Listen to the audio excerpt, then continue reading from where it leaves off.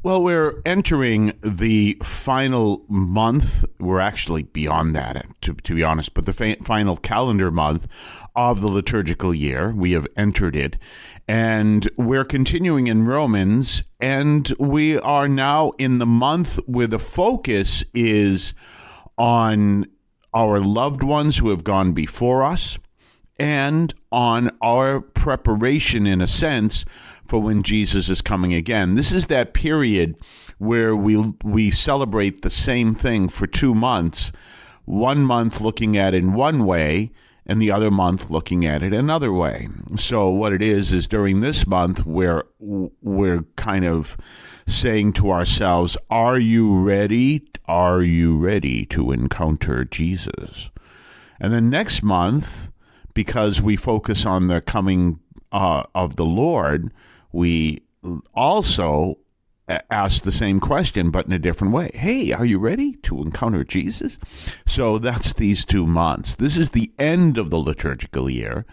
And then next month is the beginning of the next liturgical year, which is going to be year A. So we are here continuing in Romans. And one of the issues we're dealing with today is that understanding of God and the Jews and the Gentiles.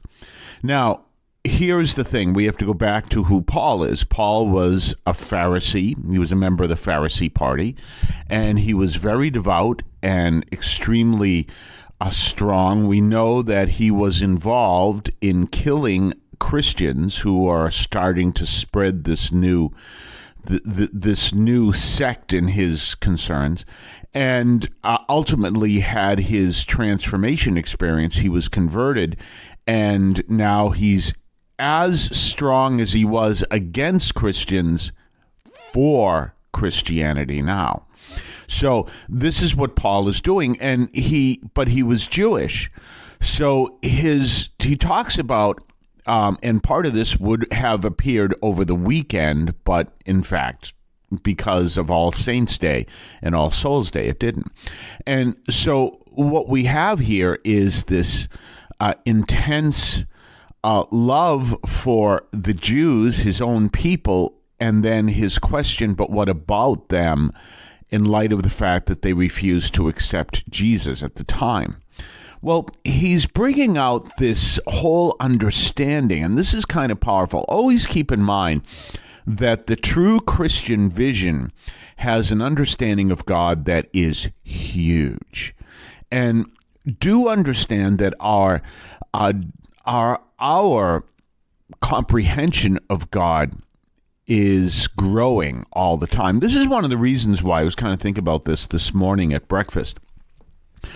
I don't like the idea, this is common in what is known as, creationism. And, there's certain things to look at, but I'm not a creationist. I do believe in evolution. And people don't understand. Some people, what? Because they believe we are required to believe a literal 6-day creation of the world, which we aren't. It's not Catholic teaching. But they said the Bible says the world was made in 6 days. Well, the Bible is speaking, as Pope Benedict XVI said, in prophecy. So it is really a prophecy. It's to help us to understand who we are. And it's written in a way that the people at the time could understand. So there are people there that says the earth was made in 6 days. And to build upon that, they look at God as a watchkeeper, a watchmaker. And it's an allegory. They don't literally look at God as a watchmaker, but they see God as a watchmaker because they see things that operate in our existence that look like they were designed. And it's called, what's it called? Was it creative design? Anyway, and they believe that it shows evidence of God designing things. Okay. For example, I'm standing there, I'm in the shower this morning, and I see the way my foot operates to make sure I don't fall. It just kind of fascinated me how intricate and powerful that is, and I don't have to think it through. This is not what St. Thomas Aquinas would call a human action. A human action, he would explain, is something you make a choice to do and you choose to do. So our breathing and our different reactions to certain things, those aren't human actions because they're real automatic. Well, here's the thing. So people will say that this was all designed by God. Well, maybe, but once you bring in the image of God as a watchkeeper, I think you give an image of God that is small. And we're called to a huge, we're called to understand God is huge. God is big. And so the reason why I don't believe in that God is watchmaker idea is because you've got this image of God as literally designing things and everything else, which is fascinating, but I believe God is huge. It's so much bigger than can be described as a watchmaker. That's why one of the reasons, what's it called? Creative design, I think, whatever it's called. I don't believe in that because I think it gives us a small image of God, because God is huge. So when you look at today's first reading, you're seeing something that indicates from St. Paul just how big God is, but St. Paul isn't able to communicate that well either because, God is huge. So let me give you an example. So we see what St. Paul is saying, that the Gentiles, he calls this and also in Romans, is the time of ignorance. That's when God was solely focused on the Jews, because the Jews become the vessel through which he teaches his wisdom. And we understand that God is wisdom. He's not filled with wisdom. God is wisdom. God is love. God is another expression, and you're always waiting for that object of the sentence. God is, but God is. That means he is. God is. He exists, and he is. He is. So when you just say that, well, what is God? God is. He is the source of all being. So you can see these are huge images. Well, St. Paul says that at the time, the Gentiles were basically not so much ignored by God, but it was called the time of ignorance, he calls it. And so God is not focused on the Gentiles, he's just focusing on the Jews to teach his wisdom. Then what happens is, with the death and resurrection of Jesus, now the message is sent out to the world. So that time of ignorance comes to an end, and now the Gentiles are invited in to partake in God as the source of all wisdom. Well, then what St. Paul is talking about today, so in a sense, now everything is reversed. Now the Gentiles become the source of all wisdom, and they become this powerful sign of the presence of Christ in the world. And what about the Jews? And he says, now it's reversed, but now it's so that God can do for the Jews what he originally did for what he's done for the Gentiles. Now it's to open them up to the mercy of God and the wisdom of God in a new way than before. So he's talking about this great, powerful plan of God, but when you look at it, you realize, again, it is huge. This is the thing that fascinates me to no end, that God is huge. Now, what do I mean by that God is huge? It's when I'll go back to one of the things that I recognize, and that is I believe it's a stained glass window at the monastery out in Petersham. I think it's called Sacred Heart Monastery. And I think it's also called St. Scholastica Priory.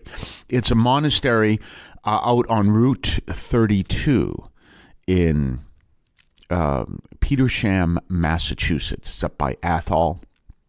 and it's right off of Route 2. It's maybe 5 miles in from the corner of 32 and 2 down on 32. And it's St. Scholastica Priory.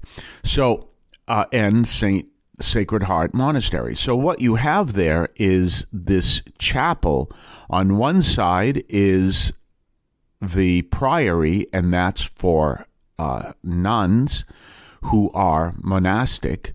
And then on the other side, you have the monastery, which is for priests who are monastic. And in between is this chapel, and they come together and worship together. There's only one other place, as I understand, in the world that does that, and it's out somewhere in Europe, because I've only been to Europe once. So when I think of Europe, I think of there. You know where such and such a country is? No. I'm sorry, I don't know Europe well. It's terrible. I know where England is. I know where France. I know where Portugal and Spain are. But then we start getting into, but especially Eastern Europe, forget it. I know Russia is all the way to the east from our side. And then China's right below that. And between that is Mongolia. Where is Belarus? I haven't a clue. I know just because of the news, Ukraine is somewhere in the lower left-hand corner of Russia.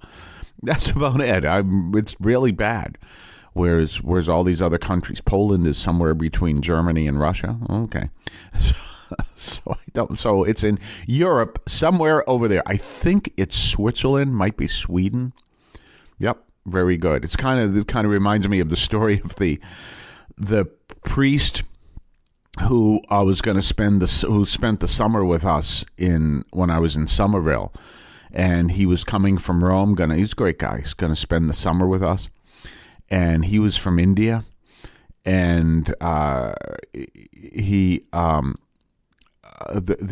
travel agent sent him to New York, because from Europe, New York and Boston are right next to each other. Well, in fact, they were a 4-hour drive between each other, and I was 20 minutes from Boston's Logan Airport. I could have walked there if I really wanted to, and 20 minutes, if that.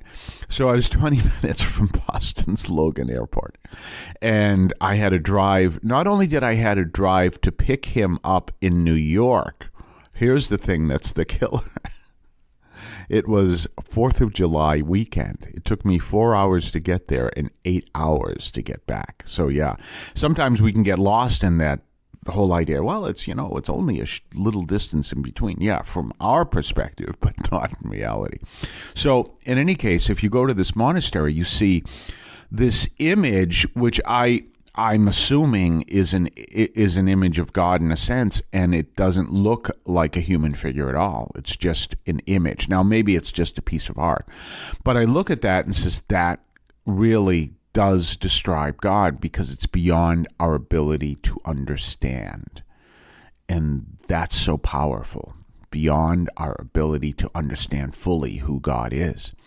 And this is so real. So what we're looking at in today's reading is this powerful understanding of a God always in charge. But now St. Paul is saying, well, the Jews have not accepted Jesus, but that is so that God can show his mercy further. And this would imply, however, I want you to think about this. If we look at this, and remember, this is long, long before Muhammad. If all of this is all about being able to see the greatness of God, first the way the Gentiles are in the time of ignorance, and now the Jews don't accept Jesus yet, and ultimately this will show the greatness of God, this would also bring in the Muslims. So this is pretty interesting if we really go deeper into this. And so this is what St. Paul is talking about, this powerful message where the God is ultimately in charge. And now is the time in preparation for God revealing himself to all, which is ultimately what we believe in the end times. We're going to be back right after this. You're listening to the Catholic Audio Media Podcast on your favorite podcast platform. Are you looking for guidance on how to live a purposeful and transformed life? Look no further than Romans 12, a chapter in the New Testament that offers practical wisdom for believers. Romans 12 begins with a powerful call to offer our bodies as living sacrifices to God, urging us to renew our minds and align them with His will. This chapter highlights the importance of humility, using our gifts for the benefit of others, and exercising genuine love. It teaches us to be diligent in serving the Lord, rejoicing in hope, persevering in tribulation, and being devoted to prayer. But it doesn't stop there. Romans 12 also teaches us to live in harmony with others, extending kindness and hospitality even to our enemies. It urges us to overcome evil with good and leave vengeance to God. So if you're seeking guidance on how to live a life of love, humility, and service, dive into Romans 12. Let its practical wisdom transform your life. Romans 12, a chapter that offers a roadmap to living a purposeful and transformed Christian life. Available now in the New Testament. Get your copy today. Don't forget to subscribe to us on Patreon. Patreon.com/Catholic Audio Media. Patreon.com/Catholic Audio Media. Check us out. Check what we have to offer. Previews of upcoming podcasts. Previews of upcoming columns over at catholicaudiomedia.substack.com. Your ability to comment, make suggestions, even make suggestions in upcoming programs. Check us out, patreon.com, Catholic Audio Media. We're back, and we're talking about this powerful message of Romans. Now, let us take an exercise here, and maybe this is something to look at. So, basically, we understand that Jesus teaches that God is aware of all things that happen. He allows them, this is an ancient teaching. He allows everything to happen. He may not agree with it, but all happen with His permission. Do you understand that? So we recognize that God focuses on the Jews for the time from basically Moses right up to Jesus. And then we realize, as St. Paul says, that this was the time of ignorance for the Gentiles. Now, what happens with the Gentiles is they're just not all ignorant. Obviously, we know the history. They become rooted deeply in philosophy, especially through the Greeks. But the Romans did, and of course the Chinese did. And so you have this deep root in philosophy. So they're focused on rational thinking, on human reason. And remember, our faith is a combination of faith and reason. It's not just faith. That's a form of Christianity that we don't embrace. That was the Puritans, just faith. And it's not just reason. That's a form of scientism that we don't agree with. We believe in a combination of both. And I've told you that whole thing about the Venn diagrams. If you draw a circle and then draw a bigger circle that encompasses the first circle, but that bigger circle is huge and smaller circle, and then you can label the smaller circle science, the bigger circle faith. Because really, what is faith all about? Faith is all about understanding that there are lots. There's a whole universe, or part of the universe anyway, that's bigger than what we can fully understand. And that's what science is. Now you can say, but that puts a limit on science. No. That's just the diagram. Science is huge, but science focuses only on one aspect of the universe. So if we go back to what St. Paul is saying here, he's talking about God is ultimately in charge, even though it may appear He is not. Even though it may appear He is not. And this becomes a theme all the way through the Bible, all the way right up until Revelation. God is in charge, even though it may appear He is not. Now, understanding that during your day today, kind of think of that whole thing. God is in charge, even though it may appear He is not.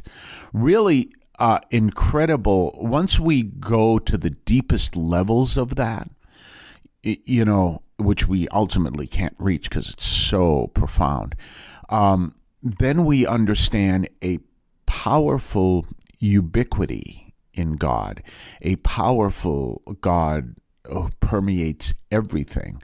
And then we can obviously bring in our questions. Well, why is this happening? Why is that happening?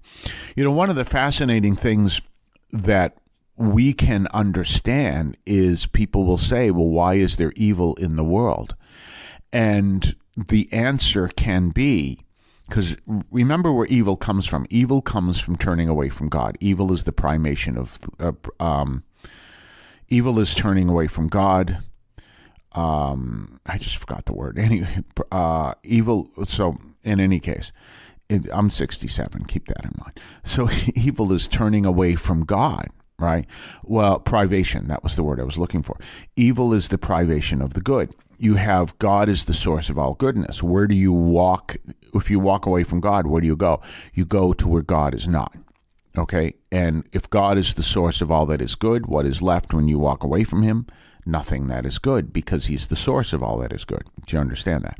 So we understand what evil is. Well, then we see evil in our world. Well, where does this evil come from? From people turning away from God. People always bring up the Nazis, right? As this great community of evil. Well, that's good to understand that, but there were also other communities that were even more evil than the Nazis. But the whole focus is on the Nazis. Why did Nazi Germany happen? Because people turned away from God. The official religion of Nazism was supposed to be atheism, but it was occultism. They were deep into the occult. And that's the official. So when you can look back at Nazi Germany and see, but how did this great evil happen? You can understand it happened from that same principle I just told you. You walk away from all that is good, and where do you walk into? If evil is the privation of the good, you walk away into evil. That's one of the reasons why I love the movie. Granted, R-rated movie, not recommending it for its R-rated section, but for its message. So if you're going to watch the movie, be very careful. I'd say, well, Father Carr recommended it. Not necessarily. What I recommended is the message. Event Horizon.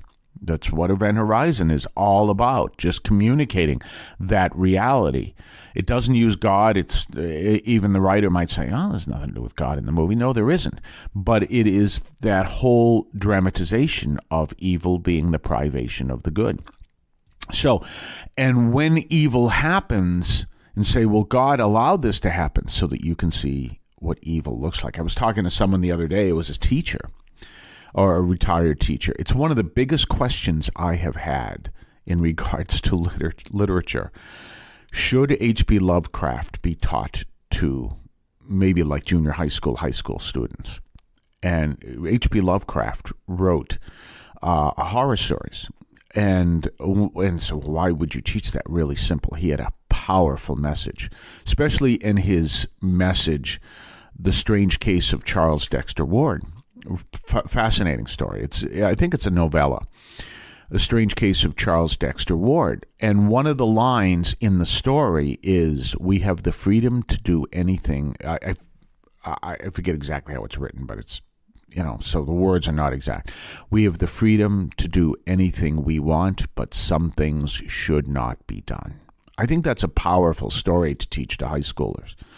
Just a powerful message, because that's the theme of the story. We have the freedom to do anything we want, or we have the freedom to do anything, but some things just should not be done. So that's The Strange Case of Charles Dexter Ward. Well, the other thing is, you will find in some of his stories this very simple message, and the message is, don't walk down that path. Remember what I've told you about H.P. Lovecraft. He believed if we could believe in infinite good, we could also believe in infinite evil. And that's where he speaks. That's where he writes from. He was an atheist.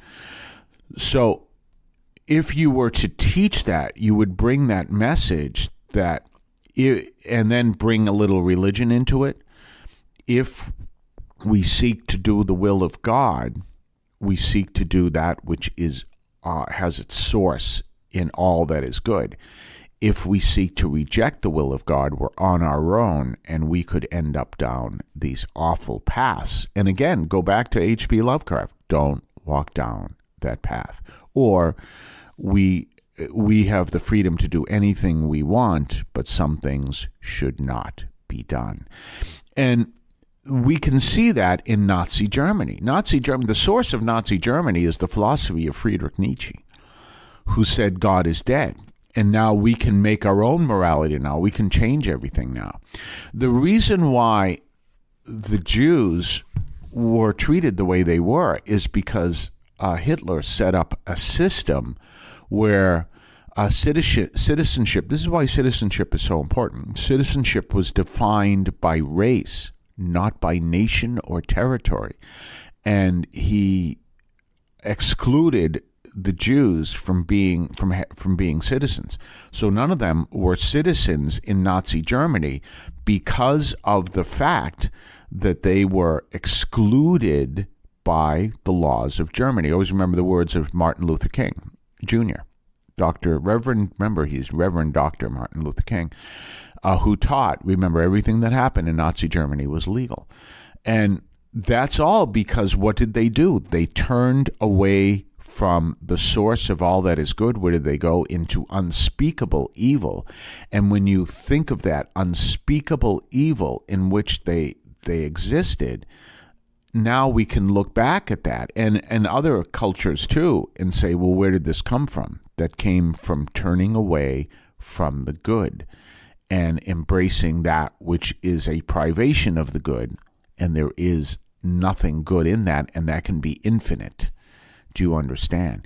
And it's a message to us. This is what evil looks like. It does exist. We'll be back right after this. You're listening to the Catholic Audio Media Podcast. Did you know that you can listen to Catholic Audio Media on the iHeartRadio app? Catholic Audio Media is now available through your iHeartRadio app. If you don't have the app, download it to your smartphone, tablet, or computer and subscribe through the podcast tab to Catholic Audio Media. You can also enable them through your smart speaker and hear them through the smart speaker as well. Just ask for Catholic Audio Media Podcast from iHeartRadio. You can hear them anywhere. You can listen to them as you're jogging. You can listen to them as you're preparing to go to bed. You can listen to them as you're eating and having breakfast or lunch or dinner. You can hear them anytime you want at iHeartRadio through the iHeartRadio app. Don't forget to subscribe to us on Patreon. Patreon.com/Catholic Audio Media. Patreon.com/Catholic Audio Media. Check us out. Check what we have to offer. Previews of upcoming podcasts. Previews of upcoming columns over at catholicaudio.substack.com. Your ability to comment, make suggestions, even make suggestions in upcoming programs. Check us out. Patreon.com, Catholic Audio Media. So we've talked about this whole understanding of God, the whole ubiquity of God, but how God is huge beyond our imagination. And Paul had an understanding of God that was bigger than his ability to communicate it. We know that.